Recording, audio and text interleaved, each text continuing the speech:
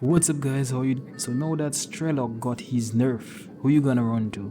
Well, today we're running to Scout, and this gameplay was suggested by Wujan PL, and I guess that's how you pronounce it. If I'm butchering it, I'm very sorry. But Strelok is actually very much assault character right now, seeing that they buffed up his fire rate, and they just made him basically an assault character in the marksman category. And Scout is actually a successor of him right now, and in a lot of ways. So first of all, Strelok does 25 damage right now, and 48 damage to the head. So headshots are 48 damage, and they both got 20 rounds, Scout and Strelok. But the thing is with Scout has 28 damage. So 25 versus 28 is not a lot more, but it actually helps you out, trust me. Now the damage for headshots is actually 52, while Strelok is 48. So trust me, Scout is already winning right now. And Scout actually, his ability, whenever he reveals you, you actually take 25% more damage, which is actually pretty dangerous, I would say. The way he spots is more of a defensive character, so it means that he can more hold on choke points and stuff like that. When it comes to Strelok, he can always be on the move, and he can reveal you and keep on moving and stuff, but Scout has to throw out his flare and spot and just sit there and wait.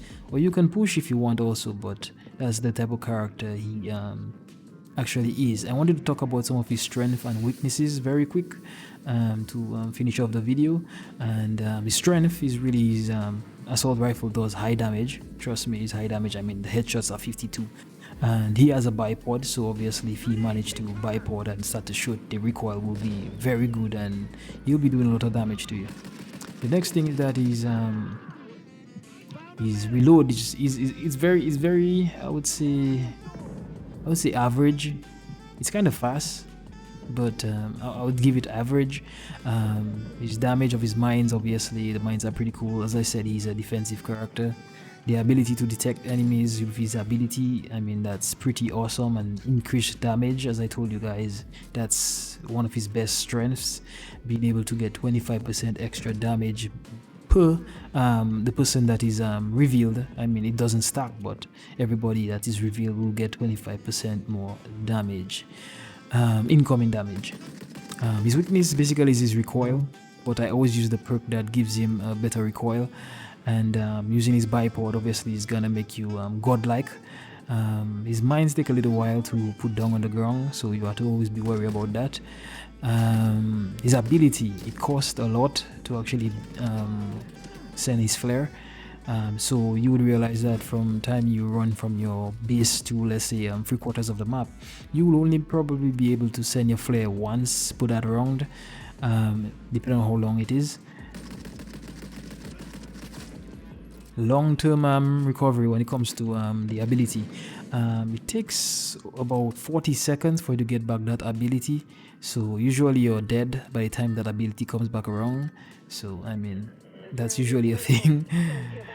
The consumption of his speed, if you look at my stamina bar, it goes down pretty quick, and I sometimes even have to stop because I'm checking like, whoa, I'm not gonna be able to use my my flare in case I keep on running.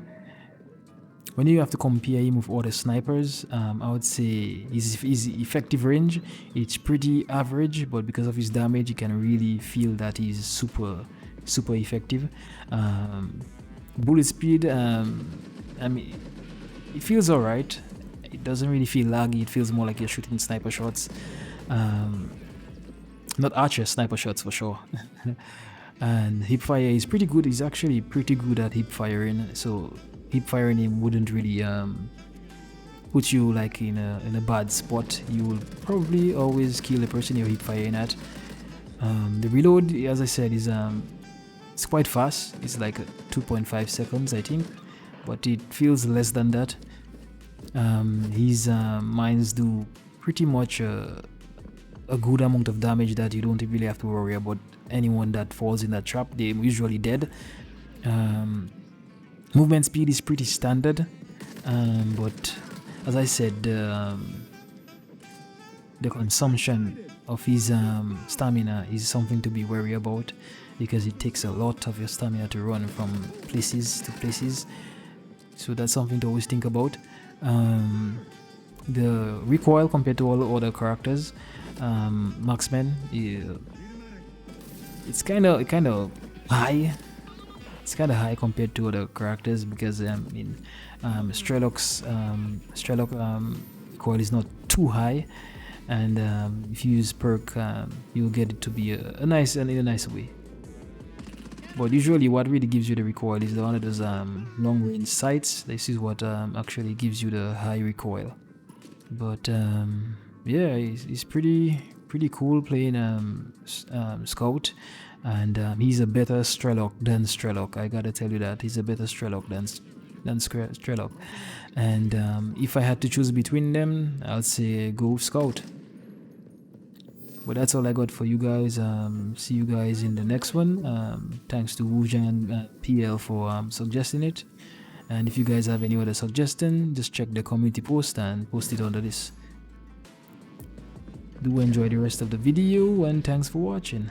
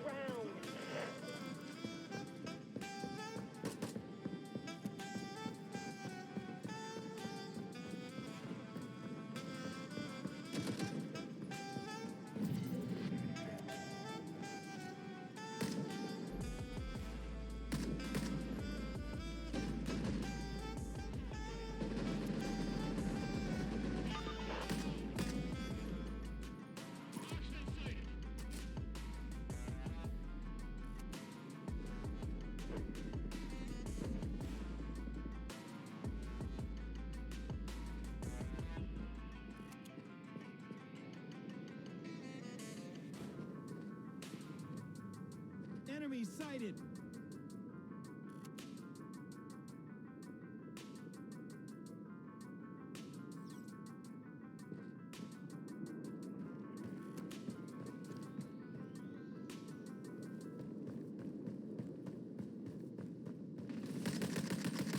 Snuffed out.